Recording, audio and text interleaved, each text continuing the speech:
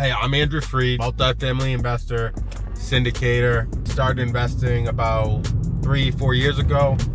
Accumulated 250 doors.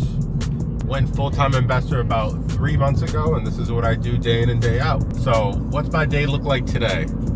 So my day started with me posting about a closing I had yesterday. 7 units in Maynard, Mass. That followed through with me, having to come up with a stabilization plan, get all the tenants on board, get tenant meetings set up, informing the investors that we closed on the property, as well as reconciling the finances. Obviously, when you buy real estate, you got to put soft costs forward, and getting that reimbursed is imperative if you want to keep your operation running smooth. Oh, I reached out to our investor base, letting them know that we were fully funded on a 21 unit acquisition. We raised $1 million from one individual. We were also fully funded on a condo project flip in Boston that we're doing. So just kind of keeping the investors updated on opportunities, as well as looking for new opportunities. Followed that with meeting my team, my executive level team, going over priorities for the day, looking at our rent, making sure all of our tenants are paying, which is actually going pretty well right now. I believe across all of our units, we only have like 4 or 5 late tenants. Making sure our evictions are moving forward. Essentially just ensuring the operations running smoothly, watching the dollars, the revenue, and the expenses. Then I'm gonna follow that up with having lunch or breakfast with my buddy Caleb here. Just going over kind of a day in the life. 11, I'm gonna be meeting my agent team. I'm an investor-focused agent. I got 3 agents under me. In addition to being an investor, I also lead an agent team.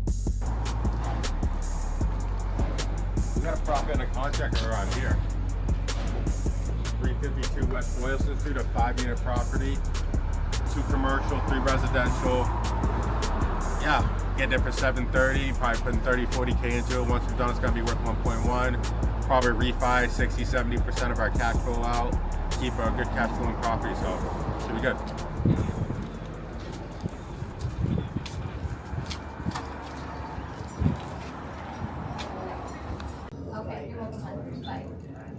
So on top of using Google Calendar, you like to actually physically journal what you have to do? Yes, because my to-do list is ridiculous. Let me see where it is. So this is my to-do list for like, I don't know, a week. Like all of this. So if I don't prioritize, I will get nothing done. Yeah, so I do like to journal the priorities. And priorities is I'm closing on a 3 unit tomorrow. I have to reconcile the finances, set up the closing, review the HUD. And then I just closed on 7 units, I gotta reconcile the finances there. I have to connect with another syndicator today on partnering on a 38 unit acquisition in Worcester. So connect with GP on 38 unit. How much coffee do you think that you drink a day? 2-3 cups. That's it? Yeah. 2-3 cups? That's not too bad. I know some people who are It's not like, in the coffee, it's in getting good sleep in the morning routine. That's the key. Right? Like I go to bed probably 9, 10, get up at 4 or 5. I do the miracle morning, go to the park, do the meditation. And I like the first 2-3 hours is to myself. I don't do any business, I just focus on kind of me. And coming, bring my best self, and that gives me the energy I need to kind of crush the day. Joe, what do you have? yeah. So we got your week right here. So for the week, it's looking like not bad at all. It averages out to 2 hours. I don't know if that's accurate. Oh, there we go. Daily average. Sorry, it was messed up. Now we're at 7 hours and 20 minutes. So that's definitely, like you're saying, definitely a lot. I'm always on the phone. Yeah. Job of investor. Yeah, definitely.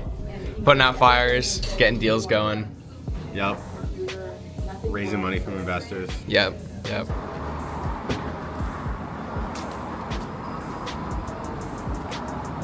I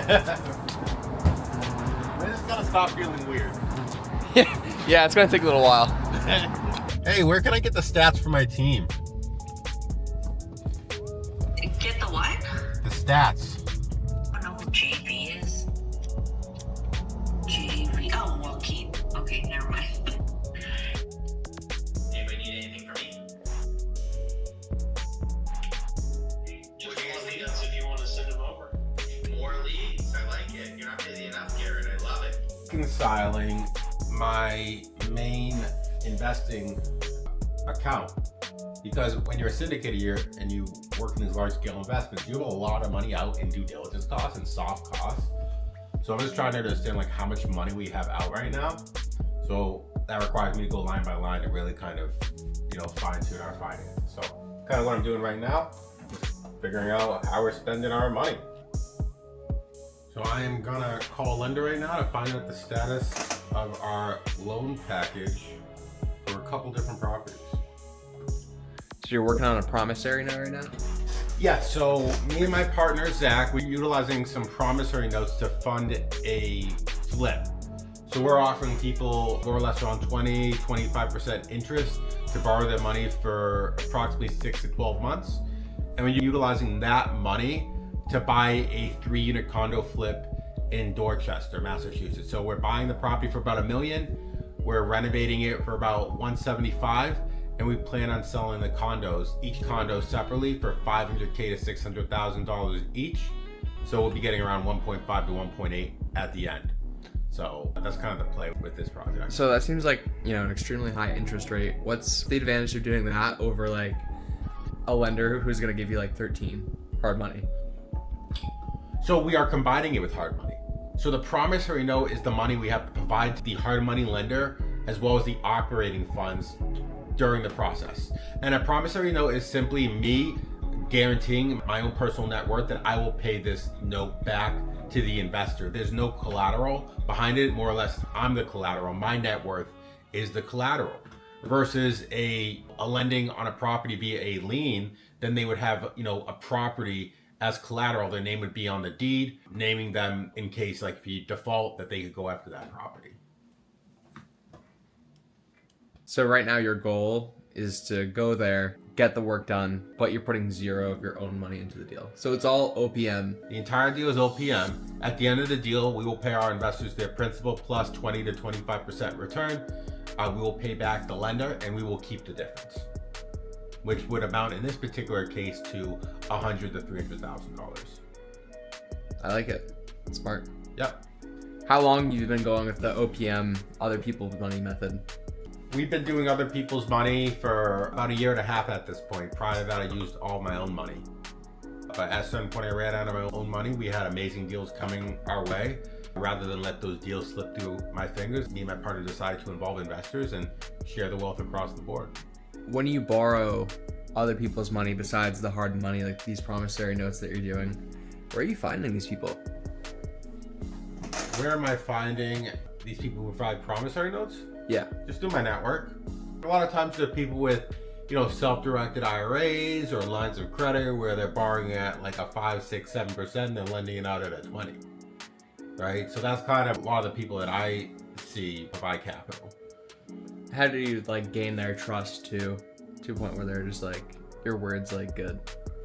Just doing projects with them and, being consistent with providing solid returns on previous projects. A lot of our investors are repeat investors, I would say. Okay. So yeah, just being consistent, just being a person of your word, having integrity, and but also mentioning the bad, just being transparent and vulnerable, and more or less just a normal human. Right here is our latest 5-unit acquisition. We're getting this bad boy for around $730,000.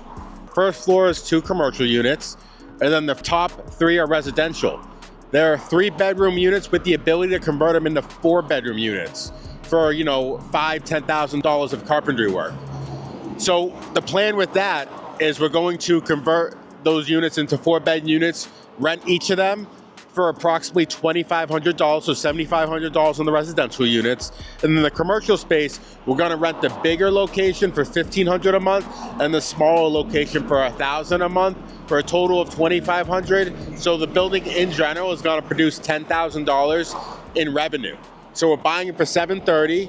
we're putting $30,000 to $50,000 into it. And then at that point, we're gonna get the revenue up to $10,000. The property's gonna be worth around $1.1 million, allowing us to do a cash out refinance and get a majority of our capital back. So that's kind of the play with this building. And we're looking forward to bringing this thing to close. So here's the currently 3-bed that we're gonna be converting into a 4-bedroom unit. So right here's the entryway. This is gonna be the 4th bed. So if you look right over here, if you come around this way, we're gonna create a door to go through this room right here. So that's gonna be the main entry point, and create a closet, block this off, do a door, right? And it's gotta be a nice, easy bedroom. And then at that point, this will be a 4-bed. So this will be the living room, 1 bedroom back there, 1 bedroom back there, 1 bedroom back there. And it's already lead certified, allowing us to get Section 8 rent. And I believe 4-bed Section 8 rent right now in Worcester is around $2,500, $2,600.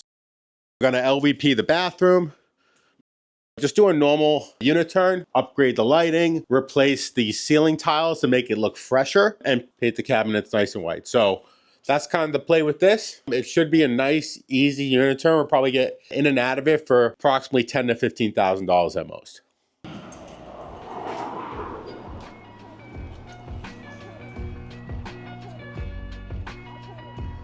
So here is the commercial space. As you can see, it's quite large, already turned, has LVP, good lighting, painted, looks pretty great, right? So we're gonna plan on rent this thing out for $1,500.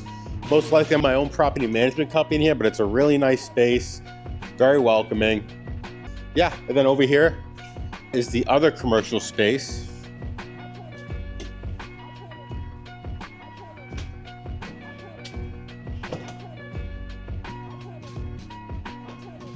So with this commercial space also comes with a bathroom.